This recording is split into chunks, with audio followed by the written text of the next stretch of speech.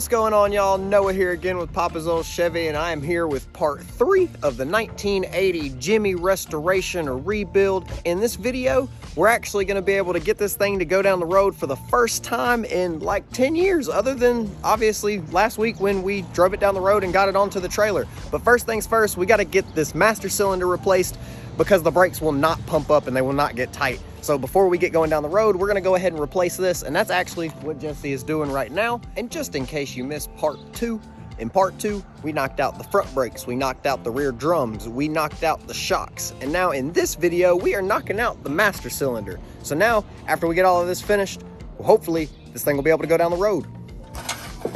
Grab my ratchet. Master cylinder removal, get the ratchet out the way. Here's the old nasty one. Yeah, oh, there's a lot of crud down in there. So we tested the booster, we turned on the vehicle, and basically the booster held vacuum. So we know that this booster is okay, but the master cylinder, well, this thing has got to go.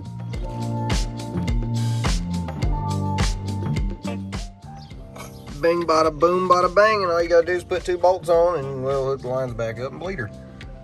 Fill her cap before removing. Well, I mean, I guess.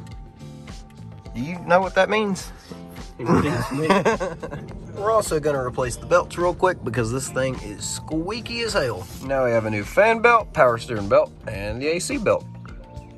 No more squeaking. Another thing we're doing as well before we get this thing out on the road for a test drive is replacing the rear brake lines all the way across the rear axle, and Scott is at that right now. And I'll show you why we actually had to replace these rear lines here in just a second. And the reason for the metal line replacement is because we were actually going to replace this rubber line because they tend to collapse after sitting for a long period of time. But after we got into doing it, Scott attempted to take the metal brake lines off of the section that it joins, and well, it's completely seized together. So we're just going to rip the entire thing out and put all new pieces in. Now, after bleeding the brakes, the pedal does not go all the way to the floor, so I think we are good to go. We're going to check the oil first before we actually take off. What's she look like? Ready to go.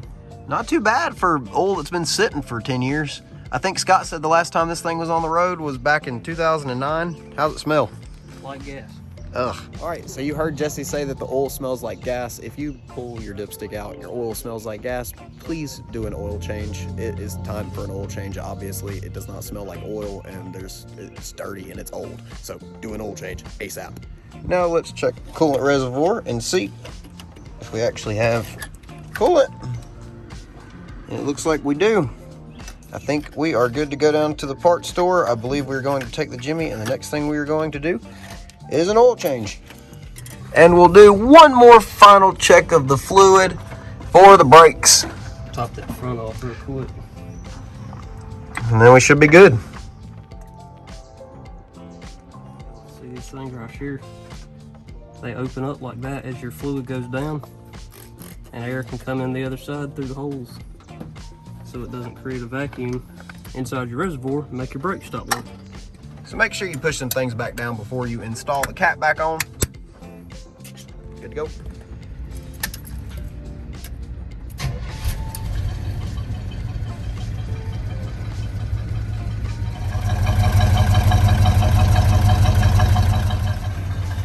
Give her a little wipe down of the back window so that we can actually see.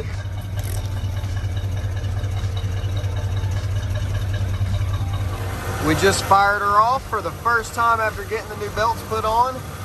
And I think we did all right because there's no more squeaking. Now, before we get her on the road, we're gonna give her a few tests to see how well she stops. And then we'll be off.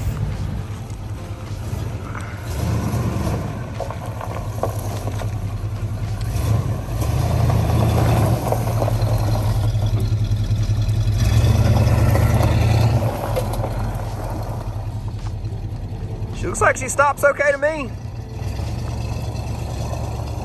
Better than that sticky brake that we have.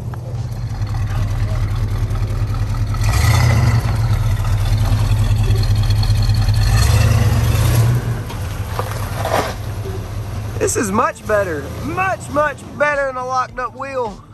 First trip that we're taking in this, we're gonna go to the gas station because we gotta fill her up. I don't know how much gas is actually in this thing. And then we're gonna go to the parts store and get an oil filter. And I think we already have some oil at the house to do an oil change with, so we don't have to buy any oil. But are we running into a problem right now while we're driving?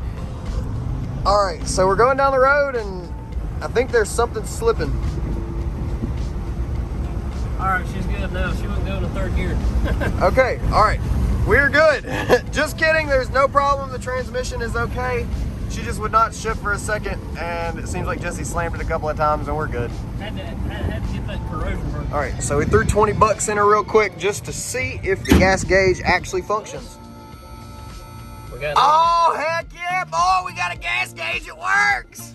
I'll tell you one thing, man, that is rare. It's very rare you get in one of these old trucks and the gas gauge actually works. Oh, yeah. We don't have a coolant gauge, but that's the only gauge we don't have. We got oil, we got voltage. Oil, volts, gas. I didn't pay attention to the speedometer on the way here. I think it was reading. Well, I hope it was reading. We'll check that on the way out of here. Trusty O'Reilly's PF1218. So we just left O'Reilly's and we came outside and we noticed we have a slight leak coming from the engine motor. We definitely have a valve cover leak, that is for sure. And I believe the heater core is also leaking because it looks like we've got a coolant leak coming from right there and it's fresh. Good news is the speedometer does work, the gas gauge works along with everything else. Like Jesse said earlier, we're just missing the coolant gauge, but she's running. And as you can see back there in the back, if you'll wait for it, that, my friend, is the heater core leaking coolant onto your exhaust. So we're going to be replacing that very soon. Let's get a look at the tranny fluid now that we've got her good and warm and she's been through all the gears. And this transmission fluid is not looking good at all. Jesse, how does it smell? Art? Ugh.